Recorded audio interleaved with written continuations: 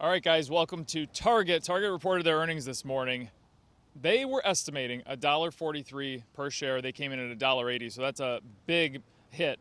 Now, they were estimating $25.18 billion in revenue. They came in at $24.77 billion. The stock right now is up 8%, well, 6% now. This thing is erratic. It's all over the place. I'm going to go through the press release a little bit here. So, not a lot of good things out of this, to be honest with you. And we were talking before we started this about their ROIC, their margins, their comparisons to 2022, not very good. So the company's second quarter operating income margin rate was 4.8%.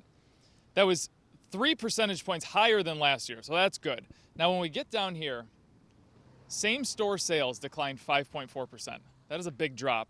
I'm going to go into some online stuff later. That was also a significant drop. Inventory at the end of the second quarter was 17% lower than last year, reflecting a 25% reduction into their discretionary categories. We talked about discretionary stuff when we were talking about Home Depot yesterday. Okay, now for the comparable store sales, same store sales, like I said, they declined 5.4% compared to the same quarter of last year. Digital sales declined 10.5%. Now, I could see that going one of two ways. I could see that saying, hey, digital sales were at near record highs, if not record highs. Coming out of COVID, people were used to it. People were ordering online. They were doing that kind of purchasing.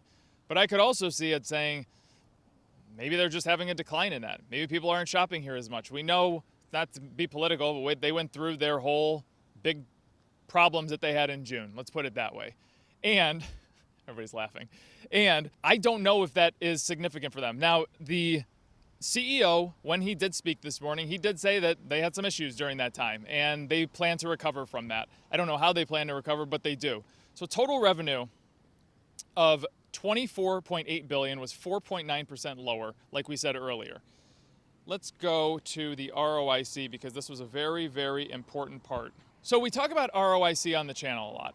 It's how well the company can invest in themselves. And this is not a good number. And that's why this is all of these little things put together, all of these declines are making me very surprised why the stock price is up right now. Yes, they beat on revenue, yes, they beat on earnings per share, but outside of that, I don't really see any big highlights here.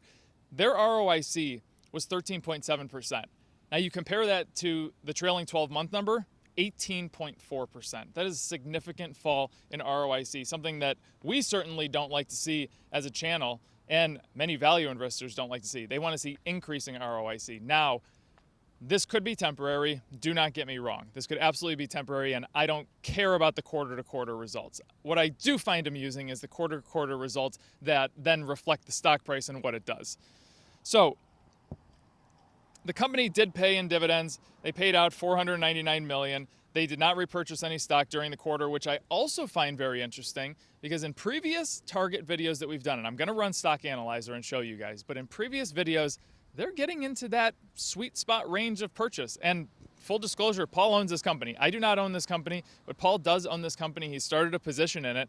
And they do have $9.7 billion remaining in a repurchase program. I feel like I would be buying back shares right now instead of maybe paying that dividend or doing whatever else they're doing with their cash. They're not doing it well because their ROIC is so low. So looking at their guidance going forward, before we jump into Stock Analyzer, Target expects same-store sales to be mid-single digit decline for the remainder of the year. So they're not expecting to get any better in that category. They're expecting to kind of stay the same. Earnings per share of the full year, $7 to $8. Comparatively, they were looking at $7.75 to $8.75 earlier in the year, so they have definitely downgraded that. Now I'm going to run this through Stock Analyzer tool. So you can see here for revenue growth, I put in 3, 5, and 7%. I just find it hard to believe that they're going to do any more than 7% over the next decade, which I don't think is a problem. I just think that that's the high level I'm going to. Margins, I put 2.5, 3.5, and 4.5%.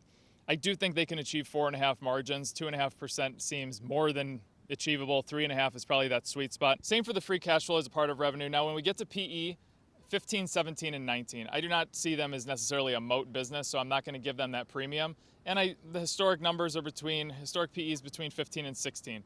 Now, when it comes to return, 10, 12, and 14, and you can see here on my prices, 85 on the low end, 129 in the middle, 177 on the high. So there is reason to like this.